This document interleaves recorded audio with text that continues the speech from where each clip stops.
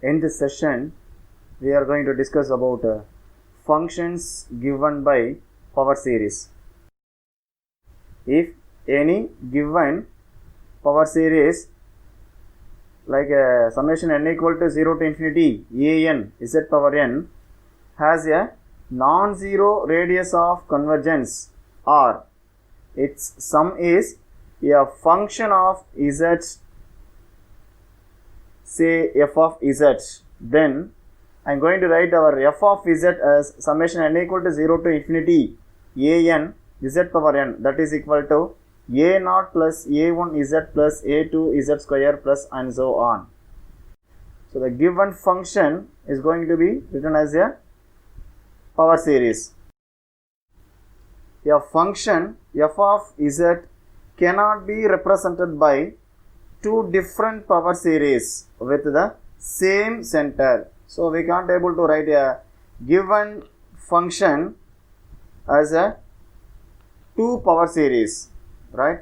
It is the same center. That's the thing very important. So we can't able to write a given function as a two power series, right? Derived series. What is derived series? So derived series of the power series summation n equal to 0 to infinity a n z power n, the power series obtained from summation n equal to 0 to infinity a n z power n by term wise differentiation. Summation n equal to 0 to infinity a n z power n is our given power series.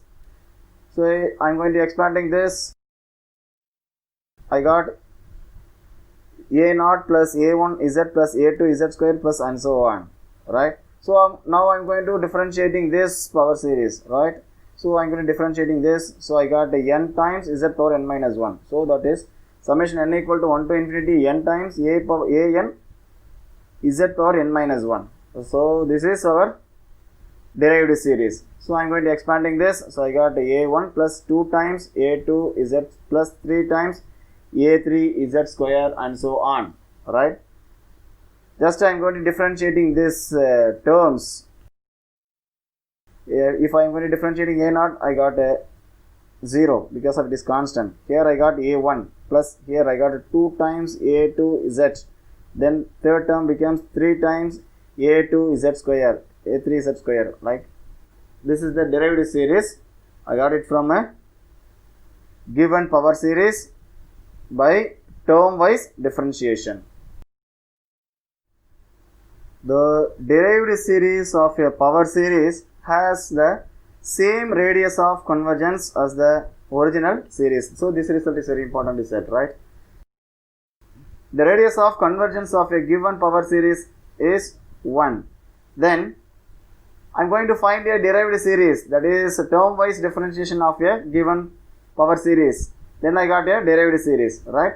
So the radius of convergence of the derived series is also the same radius of convergence, that is r equal to 1. The term wise integration of power series has the same radius of convergence as the original series. Whenever you are going to differentiating term by term, got a series, that time also getting a same radius of convergence, and then you are going to integrating term wise, then you got a power series. That time also there is no problem with the radius of convergence. The radius of convergence remains same for derived series or otherwise term wise integration, right? So this is one example now. So the given power series as n equal to 1 to infinity 6 power n into z minus I whole power n divided by n. Now I am going to use that ratio test. So limit n tends to infinity n plus 1th term, right? So 6 power n into 6 into z minus I whole power n into z minus I. So n plus 1, that's why I wrote here. Then divided by n. So here n plus 1 means here I got n plus 1. And then so 6 power n into z minus I whole power n divided by n. So here 6 power n and 6 power n are cancelled. Z minus I power n and z minus I power n also cancelled. Remaining I have a 6 into modulus of z minus I, and then remaining I have n by n plus 1. Now limit n tends to infinity, 6 into modulus of z minus I. Here take n as common now. N and n are cancelled. Remaining I have 1 plus 1 by n. This value must be less than 1. Already we know that, right? Then only the given series is convergent. So which is less than 1. So I have a modulus of z minus I, which is less than 1 by 6. Right? Take it to the right hand side. So 1 by 6. Radius of convergence is r equal to 1 by 6. Right? Summation n equals to 1 to infinity 6 power n into z minus I whole power n divided by n is a given power series.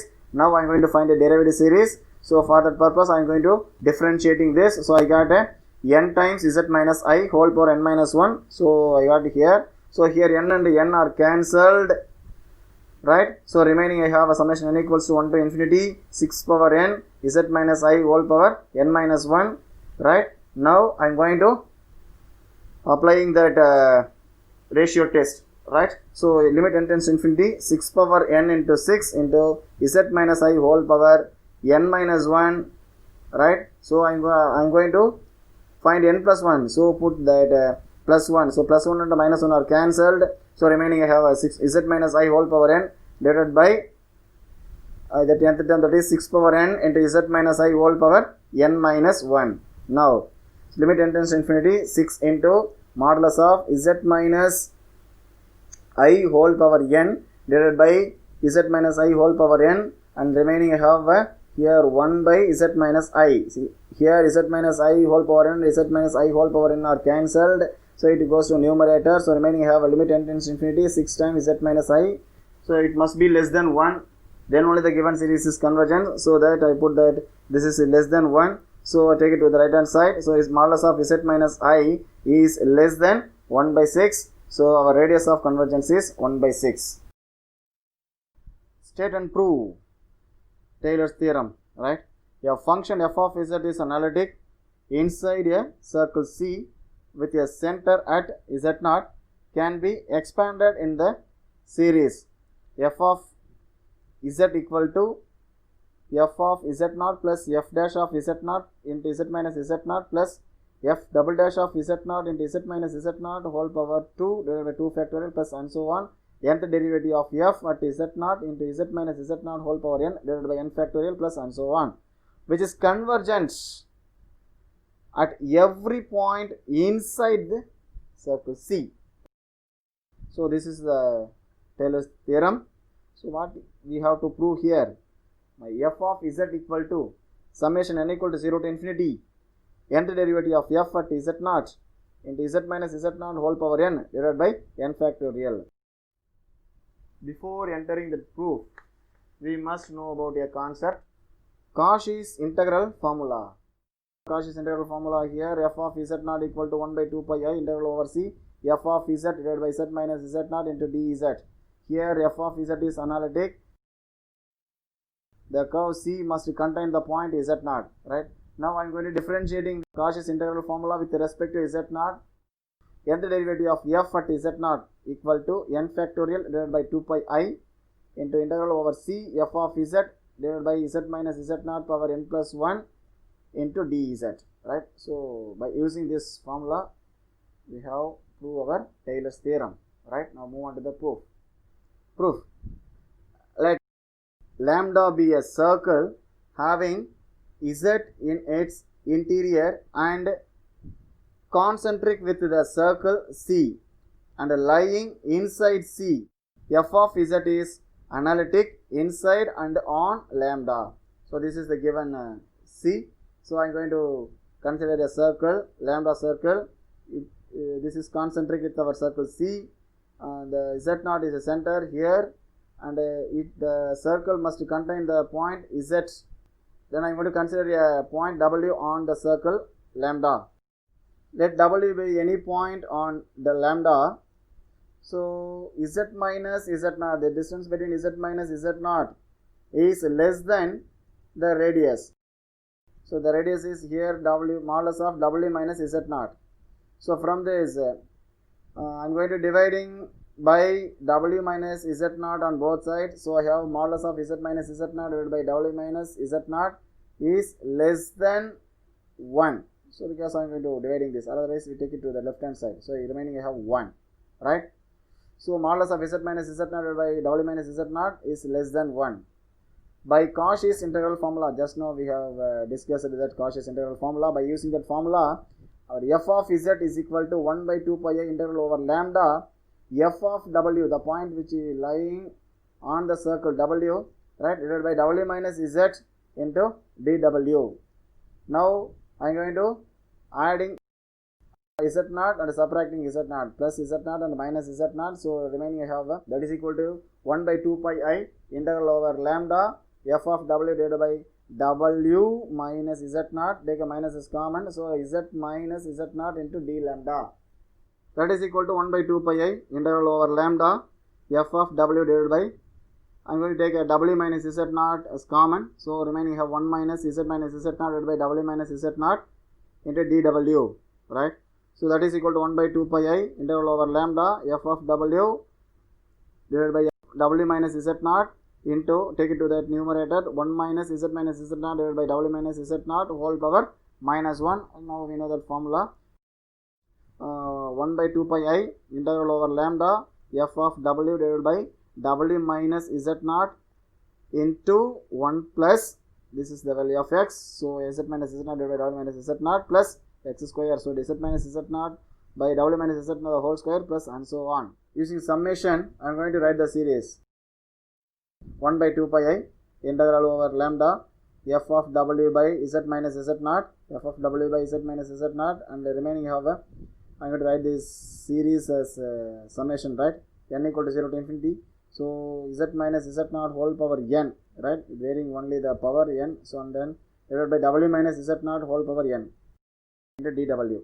Now 1 by 2 pi I integral over lambda summation n equal to 0 to infinity f of w into z minus z naught power n divided by, here I have a w minus z naught and w minus z naught power n, so I am going to write it as n plus 1 into dw, right?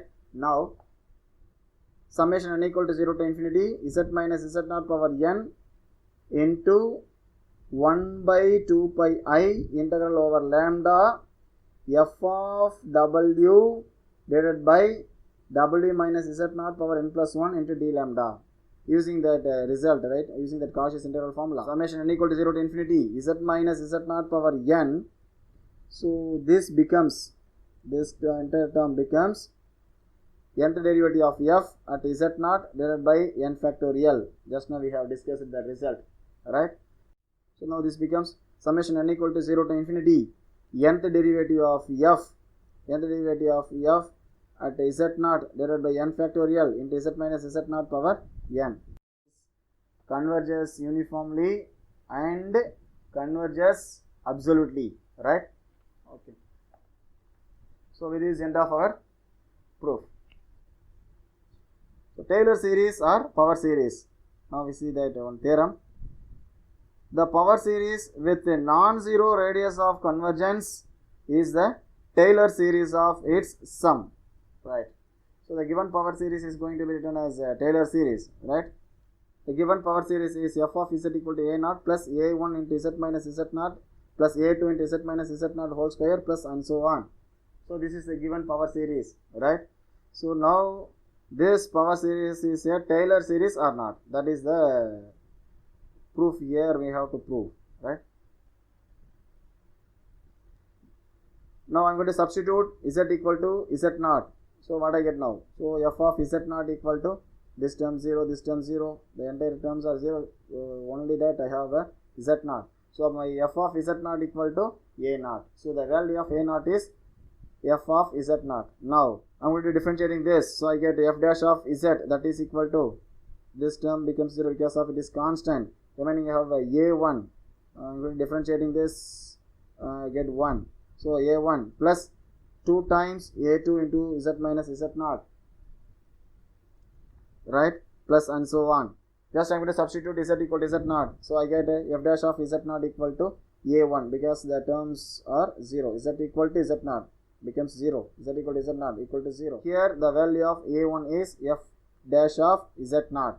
Now I am going to differentiate again. So f double dash of Z equal to 2 times A2 plus 3 into 2 A3 Z minus Z naught plus and so on. Just to substitute Z equal to Z naught. So I got the remaining terms. These terms are 0. So remaining have 2A2. The value of A2 equal to f double dash of Z naught divided by 2 factorial. So in general,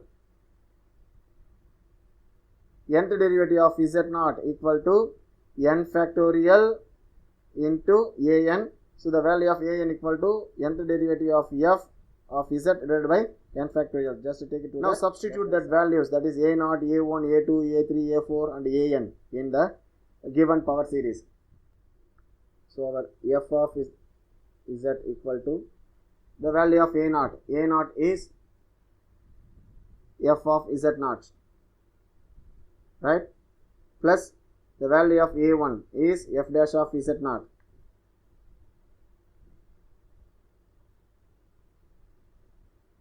plus the value of a2 is f double dash of z naught by 2 factorial. So f double dash of z naught by 2 factorial into z minus z naught plus and so on. So we get the Taylor series. A power series with a non-zero radius of convergence is the Taylor series. Hence the proof.